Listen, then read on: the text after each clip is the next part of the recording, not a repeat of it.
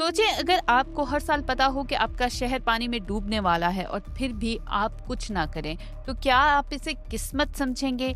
आप ये कहेंगे कि किस्मत ने मेरे साथ ऐसा कर दिया, या आप कोई लायबिलिटी लेंगे? पाकिस्तान में यही हो रहा है और हर साल हम सब बस खबर सुनकर, तस्वीरें देखकर, अफसोस कर कर आगे बढ़ जाते हैं। पिछले कुछ हफ्तों में जो कुछ हुआ, इसने एक बार फिर ये साबित कर दिया कि हमने माजी से कुछ नहीं सीखा। महकमा मौसमियात ने वार्निंग दी थी कि इस बार मानसून शदीद होगा। क्लाइमेट चेंज पूरी दुनिया को हिट कर रहा है। कराची में सिर्फ 24 घंटों में 150 मिलीमीटर बारिश ने पूरे शहर को मफलूज कर दिया। सड़कें नदी बन गईं, गाड़ियां तैरती रहीं और लोग अपने घरों में कैद होकर रह गए। बलूचिस्तान के 13 अजला का मुल्क से जमीनी राब्ता खत्म हो गया। खैबर पख्तूनख्वा में लैंडस्लाइडिंग ने दर्जनों जानें ले ली। अगर हम सिर्फ 2024 यानी पिछले साल की बात करें तो 90 से ज्यादा अफराद जाँ बहक हो चुके थे। 2500 से ज्यादा घर मुतासिर हुए थे और सिर्फ सिंध में 8 अजला में इमरजेंसी नाफिज हुई।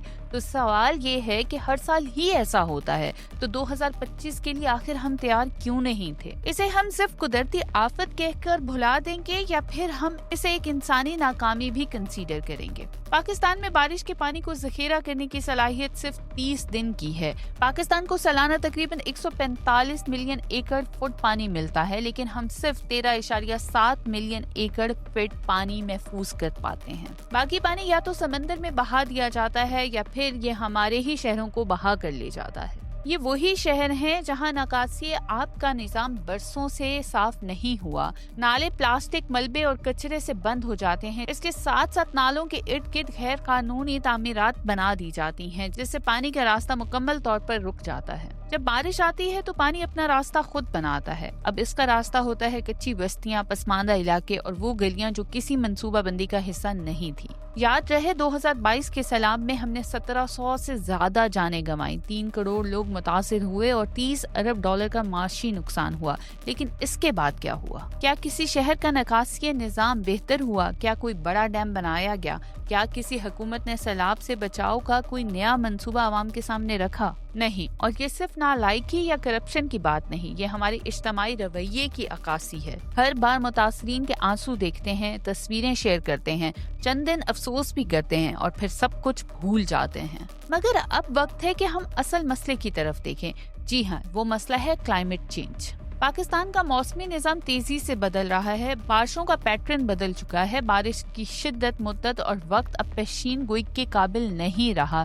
ग्लेशियर्स तेजी से पिघल रहे हैं, जिनसे अचानक आने वाला पानी गांव, फसलें और जमीनों को तबाह कर देता है। पाकिस्तान दुनिया के इन ममालिक में शामिल है जो क्लाइमेट चेंज से सबसे ज्यादा मुतासर हो रहे हैं। हालांकि हम दुनिया में सिर्फ 0.8% ग्रीन हाउस गैस खारिज करते हैं, लेकिन दुनिया के बड़े 10 ममालिक जो कि क्लाइमेट चेंज से असर अंदाज हो रहे हैं, उनमें से पाकिस्तान एक है। हमारे शुमाली इलाकों में 3045 ग्लेशियर लेक्स मौजूद हैं, जिनमें से 33 अब खतरनाक करार दी जा चुकी हैं। जब ये लेक्स अचानक फटते हैं तो ग्लेशियर लेक आउटबर्स्ट फ्लड्स आते हैं, जिनसे पूरे गांव मिट जाते हैं। यही अब गिलगित, चित्राल, सवात और अपर कोहिस्तान जैसे इलाकों में हो रहा है। दूसरी तरफ शहरों में निकासी का निजाम नॉन एग्जिस्टेंट हो चुका है। कराची हो या लाहौर, हर बारिश के बाद सड़कें तालाब बन जाती हैं। नाले बंद, सड़कें टूटी हुई और तामीराती मंसूबे सिर्फ कागजों में मौजूद रह गए हैं। सुनने में आता है कि मुल्क में 150 से ज्यादा छोटे डैम्स की फाइलें बरसों से दफातर में बंद हैं। तो अब सवाल ये नहीं कि सैलाब क्यों आते हैं, सवाल ये है कि हम कब सुधरेंगे। अगर हम वाकई तब्दीली चाहते हैं तो हमें कुछ वाज़ेह इक़दामात करने होंगे। नालों की मुस्तकिल सफाई, डैम्स की तामीर, रिवर मैनेजमेंट सिस्टम्स और शहरी मंसूबाबंदी जो मौसमियाती खतरात को सामने रखकर की जाए। इसके साथ साथ कानून साजी भी होनी चाहिए ताकि नालों और कुदरती पानी के रास्तों पर तामीरात मुकम्मल तौर पर रोकी जा सके। और सबसे अहम बात यह कि मौसमियाती तब्दीली और माहौलियाती तहफ़्फ़ुज़ को स्कूल के निसाब का हिस्सा बनाना चाहिए। आखिर हम कब तक अफसोस करते रहेंगे? जब पानी सर से गुजर जाएगा, तबाही हर साल आती रहेगी।